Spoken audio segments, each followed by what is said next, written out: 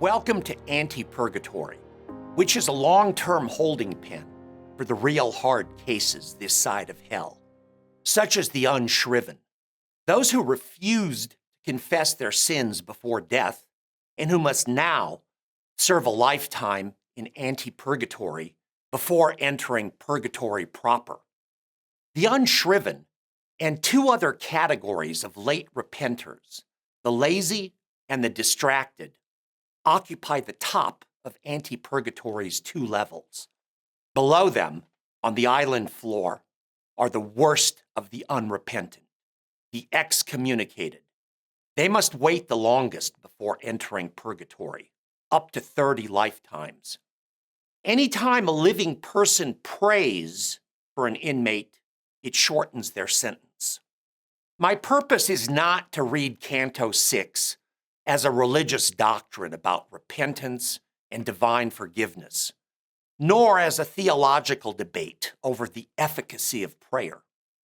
Rather, I wish to read Canto 6 as a polemic against rotten governance, which, for me, is what makes Canto 6 special, especially in how metaphor carries the argument. Although Dante borrowed these metaphors from antiquity, he gave them his own twist. For example, in line 74, using a metaphor from Aristophanes, Dante describes Italy as a ship without a pilot in a fierce tempest. In recasting the metaphor, Dante revitalized it, keeping it alive on the world stage. It resurfaces in American politics, for example, such as the 1861 anti-slavery speech that Wendell Phillips gave in Boston just 3 months before the Civil War broke out. He warned that the U.S. was becoming disunited, saying, "After drifting a dreary night of 30 years, before the hurricane, our ship of state is going to pieces on the lee shore of slavery." Lee shore means toward the wind. And in 2005, in his second inaugural address, George Bush truncated and echoed the same metaphor when he uttered the phrase, shipwreck of communism. To better grasp my concluding examples, I will put them in narrative context by saying a few words about Purgatory, which Dante invented, building on earlier ideas of purgatory. Topographically, a dizzying cliff separates Purgatory from Purgatory's entrance, Peter's Gate, on the first terrace. The Isle of Purgatory was formed by the towering spray of dirt and rock Lucifer spewed up as he crashed through the earth, creating the void of hell. Purgatory lies in the same treacherous seas that shipwrecked brave Ulysses. On the globe, Purgatory is opposite Jerusalem. Noon in Jerusalem is midnight in Purgatory. Mount Purgatory rises far above the stratosphere, beyond rain, wind, and snow. It has a terrace for each of the 7 deadly sins: pride, envy, wrath, sloth, greed, gluttony, and at the very top, lust. Each sin must be purged in turn before the sinner is allowed to climb to the next terrace. The burden of guilt makes the climb even tougher. Dante and his guide, Virgil, fresh out of hell, reach Purgatory's shores at dawn on Easter Sunday. By afternoon, when Canto 6 opens, Dante and Virgil have climbed to Purgatory's last tier. Because climbing after dark is impossible, they're in a hurry to reach Purgatory's gate. "What's the shortest way up?"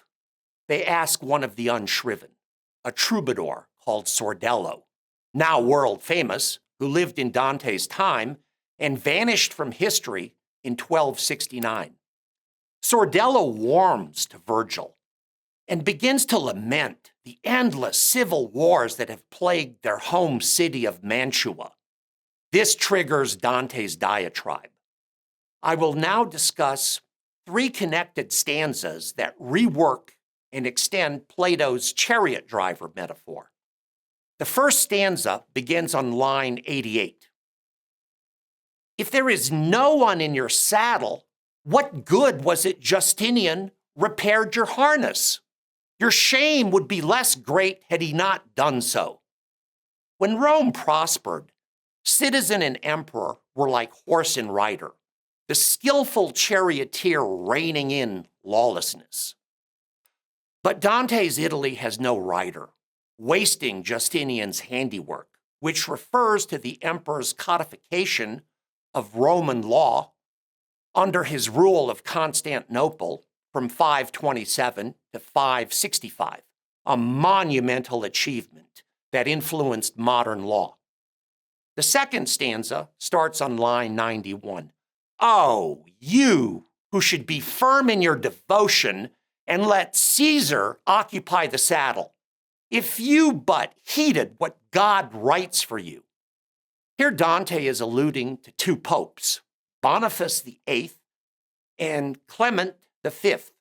By lack of firmness in devotion, Dante means that instead of minding their own business, church business, they meddled in imperial politics with disastrous results. This train of thought continues in my last example, which begins on line 94. See how vicious is the beast not goaded and corrected by the spurs ever since you took the bridle in your hands. Papal meddling made such a mess of things that Italy, bereft of a Julius Caesar, is now engulfed in regional tyranny and the intercity wars that concern Canto 6. The stanzas I quoted show that political philosophy may be expressed in poetry as well or better than in prose. In just 9 lines, Dante says more about the essence of factionalism and failed states and says it better than could an entire library of political analysis and theory. Dante's truths about strong and righteous leadership are universal, as true today as in his day. Conditions in Afghanistan, Iraq, and even the USA attest to this. Thank you.